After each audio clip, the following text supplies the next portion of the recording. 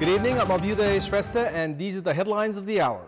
Bipin Joshi's release remains uncertain even as preparations are being made for a ceasefire in the Israel-Hamas war. Diplomatic efforts weak. Foreign Minister Saud says efforts being made through Qatar.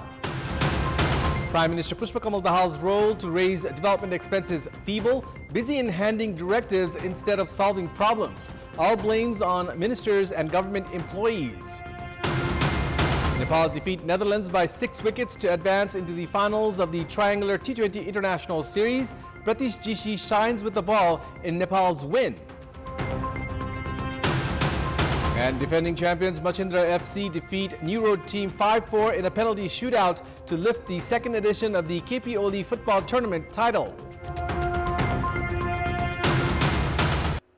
It has been 4 months since Nepali student from Kantipur, Bipin Joshi, was held hostage by Hamas militants. Bipin was not released by Hamas during the ceasefire in November last year amid lack of diplomatic efforts on the part of the Nepal government. Bipin's condition has remained unknown since then. Preparations are underway for another ceasefire deal between Israel and Hamas next Monday on the occasion of Ramadan. Meanwhile, questions are being raised if the government has been making adequate bilateral efforts to secure Bipin's release. 110 hostages were released by Hamas during the November truce. Majority of them were Israeli citizens, while a number of citizens of Thailand and the Philippines were also released. However, Bipin did not make it to the list of the released hostages. Bipin's family themselves and through concerned entities have been exerting pressure on the government to make adequate bilateral efforts for his release. The government had urged the Nepalese embassy in Israel and Qatari officials to make required efforts to release Bipin. The embassy had held discussions with the officials of Israel's foreign ministry in this regard. However, he was not released during the ceasefire despite all the efforts. Various countries, including Qatar, have been making efforts to secure a ceasefire deal between Israel and Hamas. U.S. President Joe Biden has hinted towards a possible ceasefire deal by the time of the Muslim fasting month of Ramadan, which starts on 10th of March. However, it is still uncertain if the government can secure the release of Bipin from Hamas captivity. Israel has continuously launched airstrikes in Gaza since the October 7 Hamas attacks. Meanwhile, 70 hostages that were being held in the Gaza Strip have died so far. Hamas has said 7 hostages that were being held in the Gaza Strip have died since last Thursday's attacks. This raises concern regarding the safety of the remaining hostages. There is a general call on the government to do all that it must to secure the safe release of Bipin Joshi. In our Public Voice segment today, we have asked people in several provinces what the government must do for the rescue and safe return of Nepali nationals who have been stranded in war-torn countries. Let's take a look at what they had to say.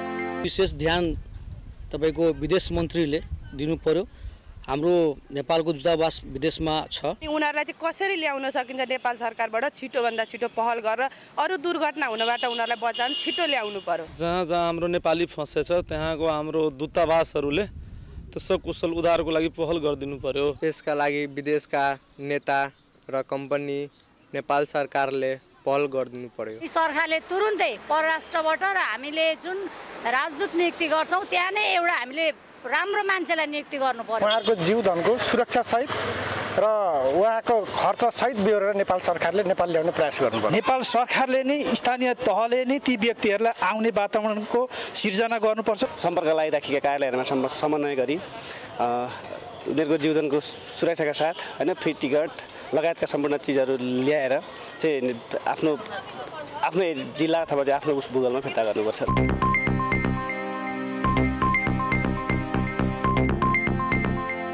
Chairperson of CPN Maoist Center, Pushpa Kamal Dahal, has been leading the government since the past 14 months.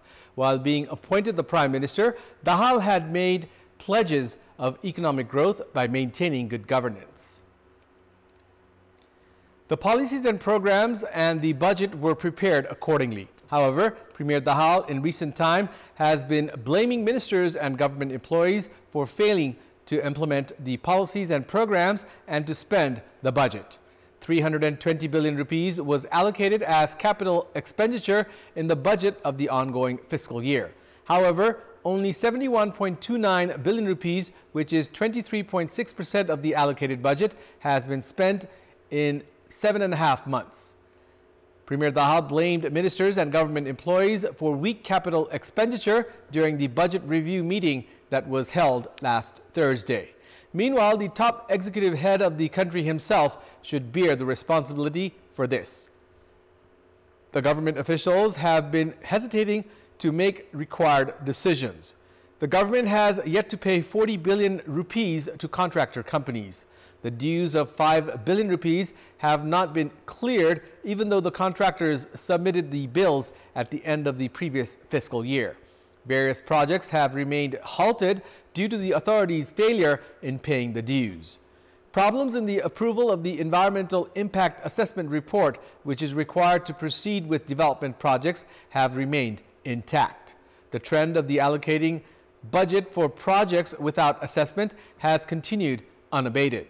Projects have been proposed without finalizing sources. Meanwhile, Prime Minister Dahal has been unable to identify reasons for slow budget spending. The Premier has also been unable to make amendments to policies to address the issues of ministers and government employees. The situation will continue to aggravate in the future if Prime Minister Dahal resorts to issuing directives instead of identifying problems and addressing them.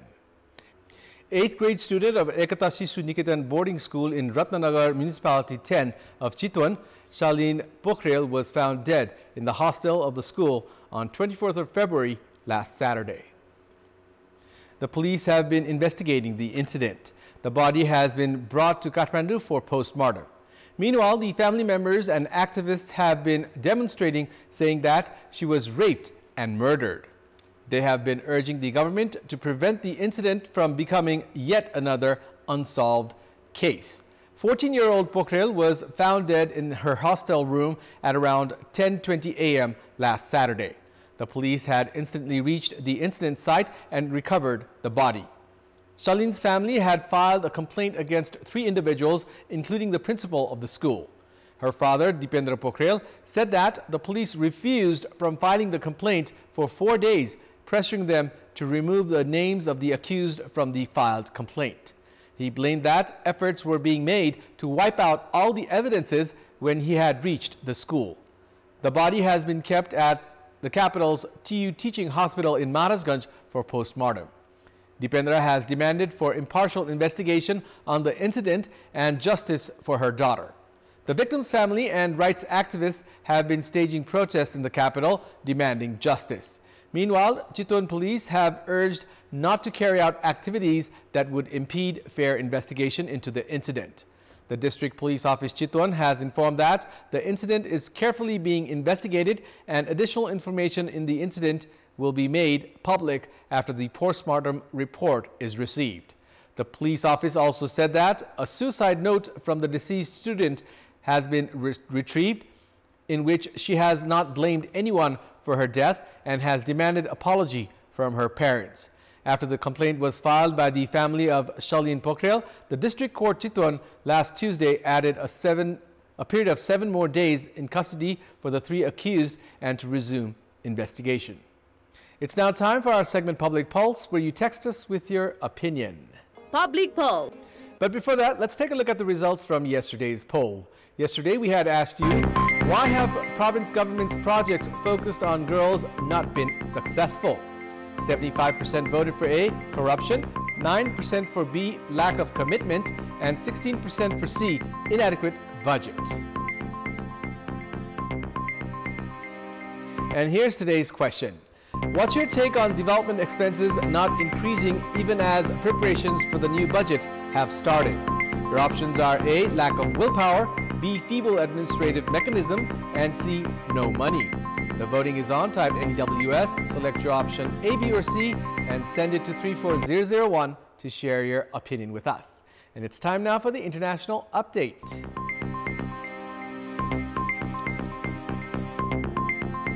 India's Bharatiya Janata Party today released its first list of 195 Lok Sabha candidates from 16 states and 2 union territories, days after a marathon meeting of the party's Central Election Committee that was chaired by Prime Minister Narendra Modi.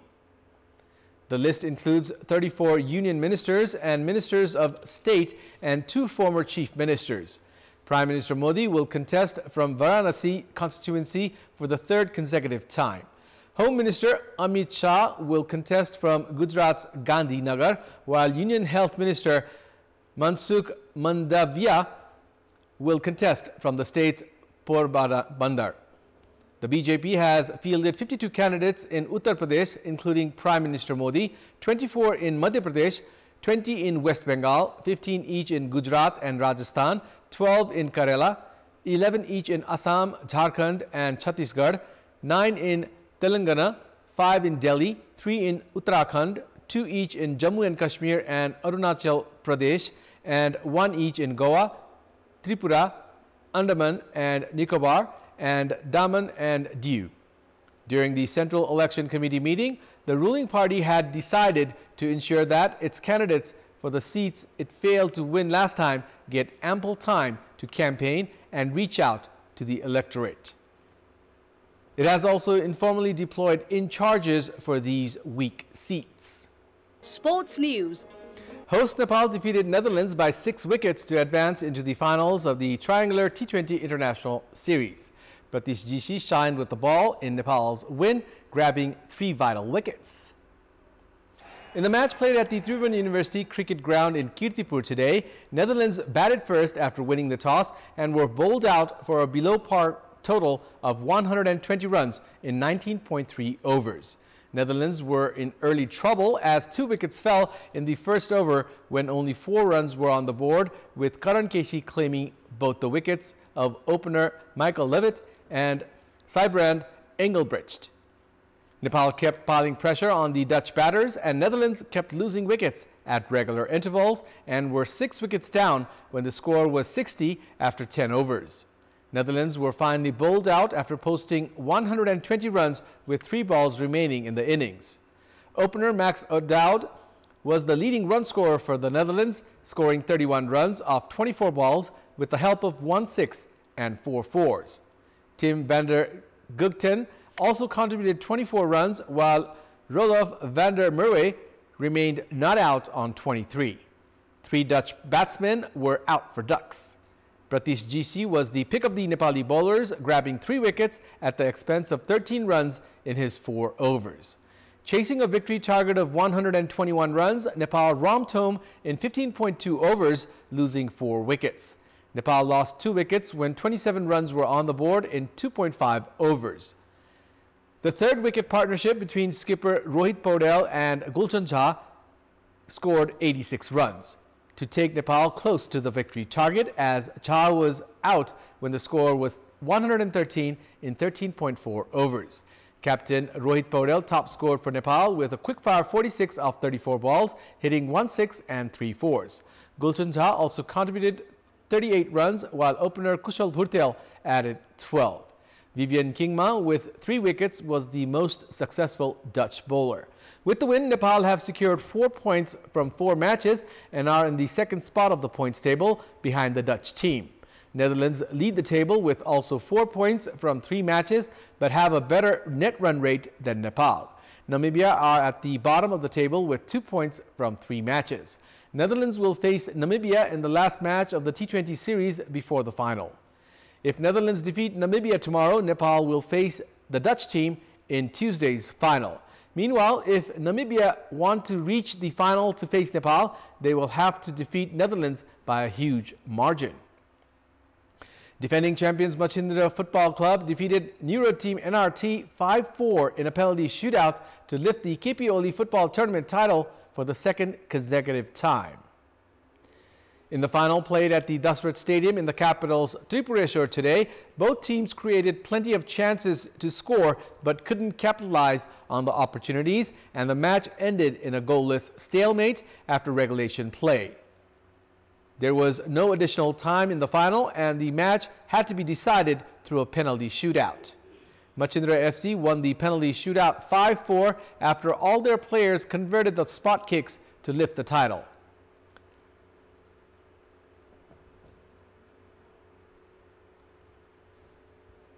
Sunny Shrestha, Diwakar Chaudhary, Stefan Binong, Christopher Chijabo and Devendra Tamang all converted their spot kicks for Machindra. Meanwhile, all the players from NRT had converted their spot kicks before Bibek Yadav missed the last penalty kick, which resulted in Machindra's title win.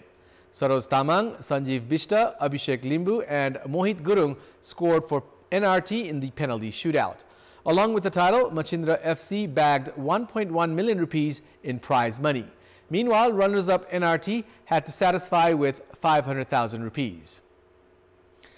Meanwhile, Machindra FC's defender Sunny Shrestha bagged the Best Player of the Tournament award and was handed a cash prize of 100,000 rupees. Likewise, NRT's Bibek Gurung won the Emerging Player award and secured 50,000 rupees in prize money. The highest goal scorer of the tournament, Sanjeev Bishta, also from NRT, won a cash prize of 50,000 rupees. Likewise, Machindra FC's goalkeeper, Bishal Shrestha, was adjudged the best goalkeeper of the tournament and also bagged 50,000 rupees in prize money.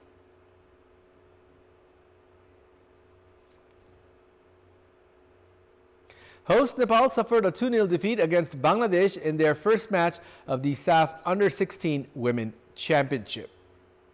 In the match played at the Anfa complex in Saddapato, Lalitpur today, Bangladesh opened the scoring as Saurabhi Preeti scored in the 24th minute. Bangladesh were awarded a penalty kick in the 30th minute after Nepal's goalkeeper Jharana Dumrakoti fouled Bangladeshi forward Alpi Akhtar. Saurabhi converted the spot kick to double Bangladesh's lead. In the second half, Nepal's few efforts in counterattack were flagged offside. Nepal spent most of the second half in defensive play. Bangladesh held on to the lead to secure the 2-0 win over defending champions Nepal. Bangladesh and India have secured 3 points each from their first matches of the tournament. India had thrashed Bhutan 7-0 in yesterday's inaugural match. Nepal will now face Bhutan this Monday. Nepal will have to win both of their remaining matches to have any chances of reaching the final.